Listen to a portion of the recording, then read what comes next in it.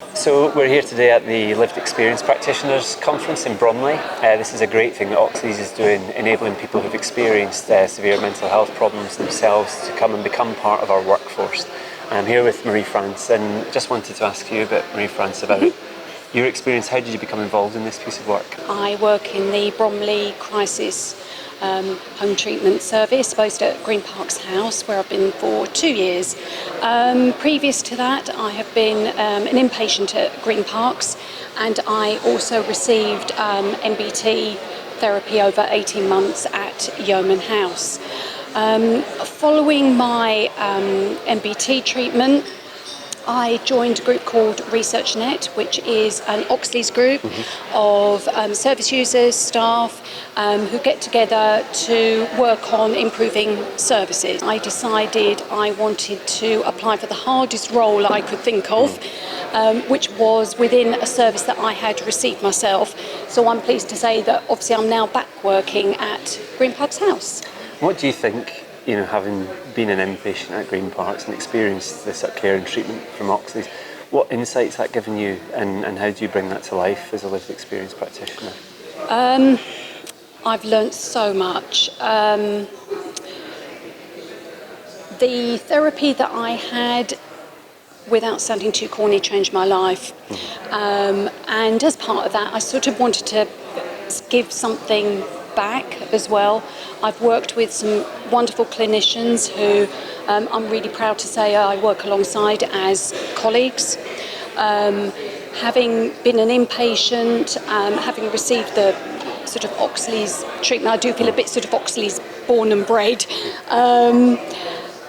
Have I answered your question? Sorry. No, I mean you have, because what I wanted to understand was, as you said, you've been on one side of the service receiving it. Now you're actually supporting people who are there, but you're also very much part of the team. These are real roles in Oxley's. You are a genuine member of the team, providing support and care to people, aren't you? Yes. And I think there's something about breaking down that barrier between those who are delivering the service and those who are experiencing the service that being a lived experience practitioner really brings to life, actually. And these are, for me, tremendously valuable roles for the Trust. Well, I think when I talk to people quite often, because being a lived experience practitioner isn't actually about telling your story as such, but being able to say to somebody who's coming through our service, who's in crisis, to be able to say, well, actually, I've been in crisis, I've been on the ward, I've come through this service as well.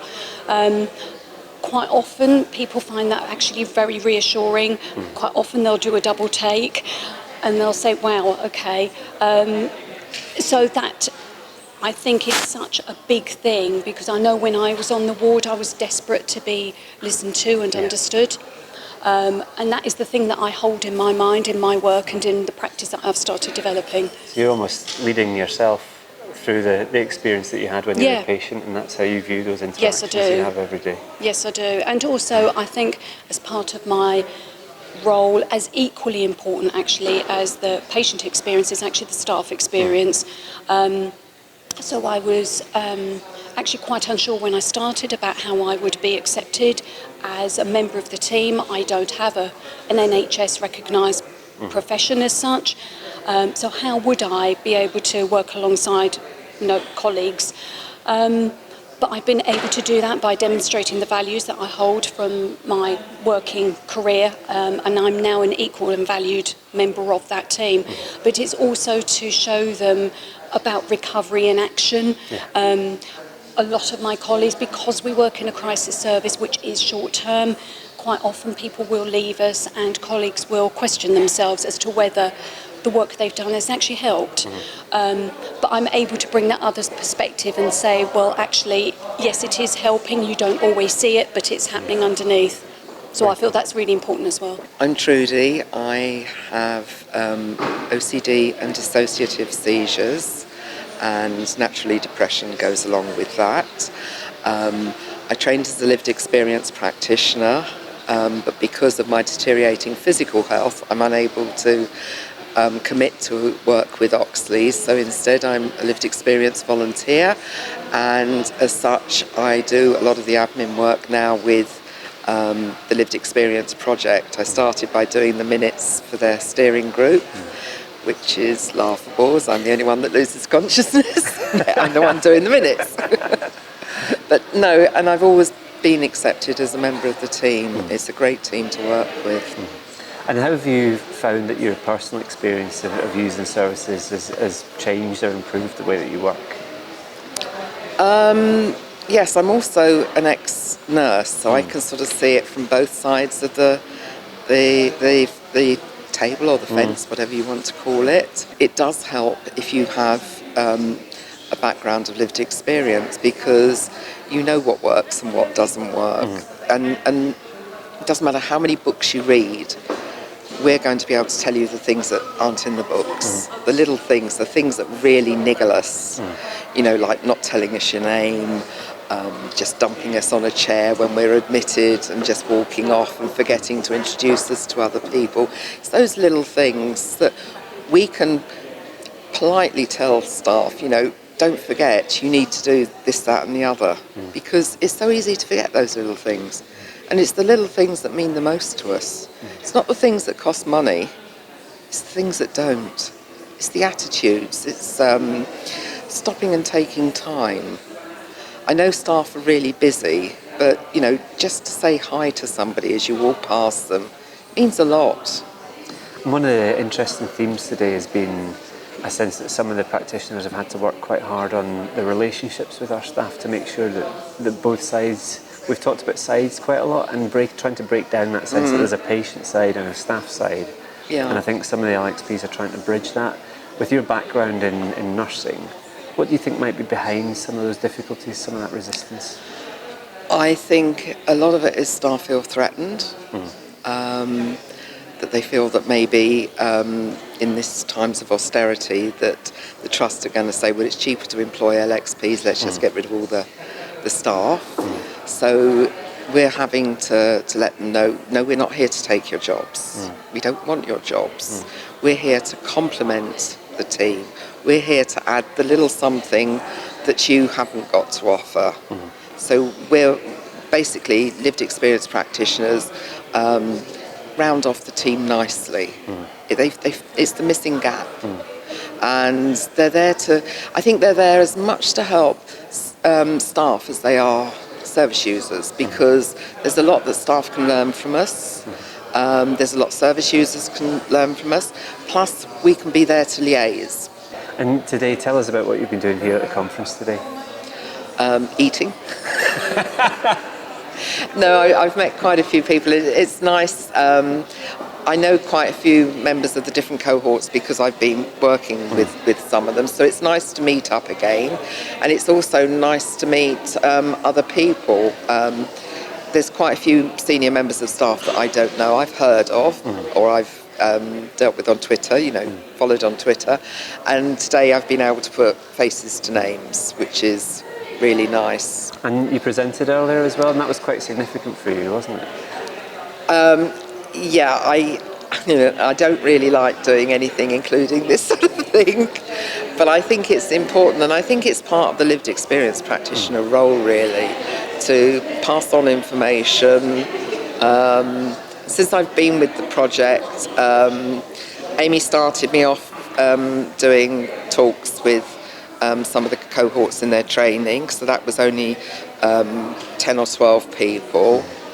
And I've also been teaching a session at the university to mental health student nurses. I thought that was 10 or 12. And just as I'm walking into the room, Simon said to me, oh, by the way, you do know it's 60. So we're gradually building up. Yeah. So, but it's just something that I think is important that we do. Members of staff have to do it. And lived experience practitioners are members of staff. So, yeah, and it's great. And I've never come across anybody that has been uncomfortable staff-wise with lived experience practitioners.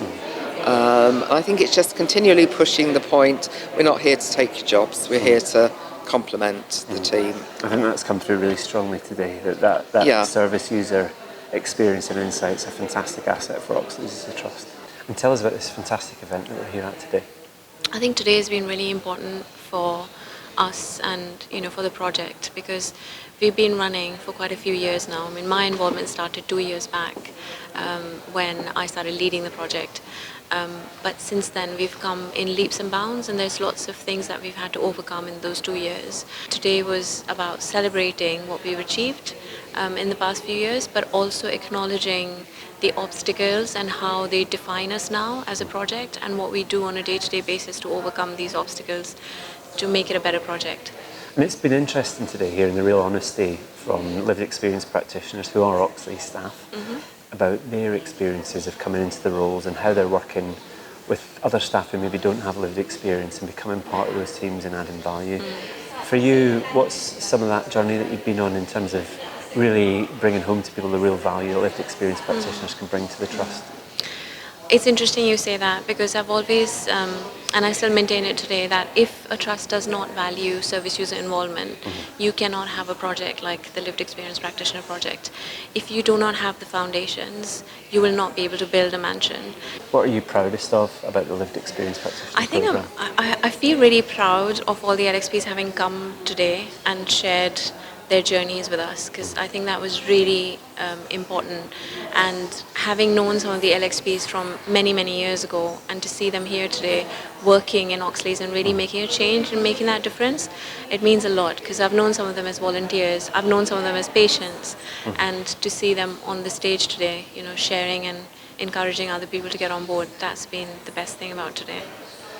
If I was to say to you, where would you like Oxley's to be with lived experience practitioners in 2 years' time?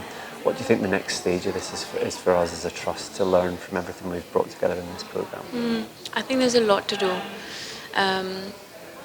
There's a lot to do in terms of encouraging people to talk about mental health is the beginning.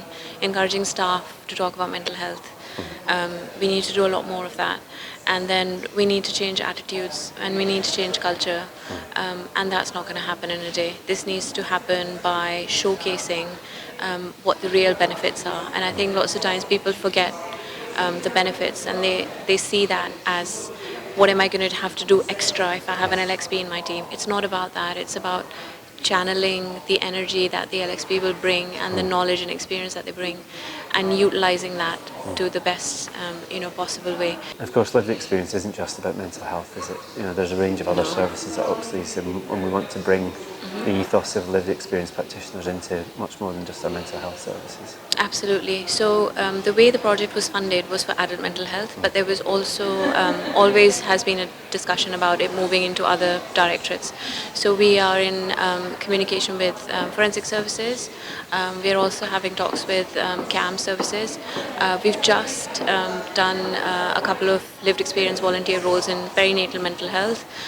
So the plan is to expand, and we may start with LXV roles in other directorates to again showcase the benefits, and then kind of modify the training as well, and what kind of adjustments we need to make to go into other directorates. But yes, that is the plan.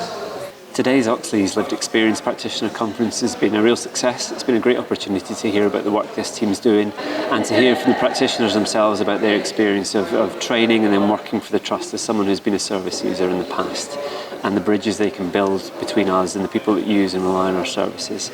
The programme so far has trained close to 60 people, and we have around 18 people now in full-time employment or part-time employment for Oxley's as lived experience practitioners.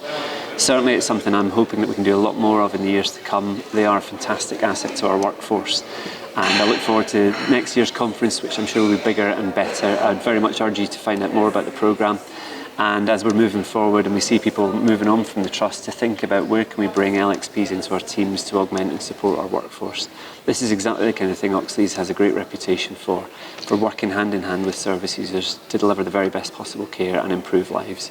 For me, it's been a great part of getting to know the Trust, and look forward to updating you all again in due course. Thank you.